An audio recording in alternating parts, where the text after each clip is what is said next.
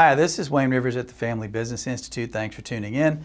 Please click on our social media, and also we want the benefit of your comments. We appreciate that. Thank you. So this week I want to talk about what percentage of family businesses have a succession plan in place. So in January of this year, there was a poll taken by the NASBP, the National Association of Surety Bond Producers. So these are the surety agents that work with construction firms to make sure they have their sureties in place so that they can get their projects done and keep the owners happy. And so they work very closely with contractors all over the world and know them pretty intimately. So the question was, what percentage of your construction companies have succession plans in place? And this is what the answers were. 24% said most of the time. 58% said some of the time. 16% said rarely, and 2% said never. So that's 1/5 that said rarely or never.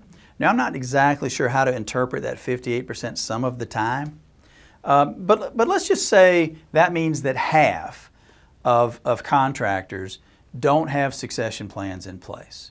I'm going to say, if you'll allow this, I'm going to say the percentage is much higher than that, much higher.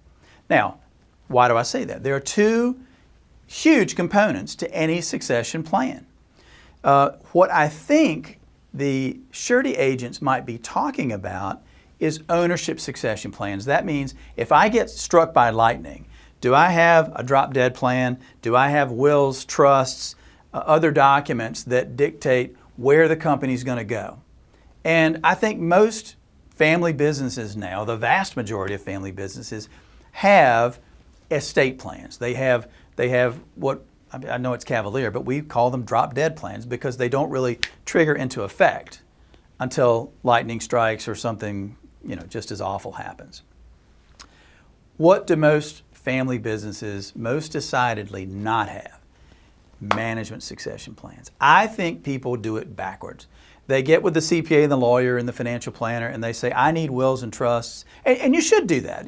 That's a great safety net for your family. You really should do that. But they don't really have a resource to turn to often for the management succession plan. So most family business leaders have 2/3 or more of their net worth tied up in their operating business. And they do these big elaborate ownership plans and they spend $5,000 or $10,000 on all these legal documents and everything. But they don't invest nearly as much time and money in the management succession plan. And guess what?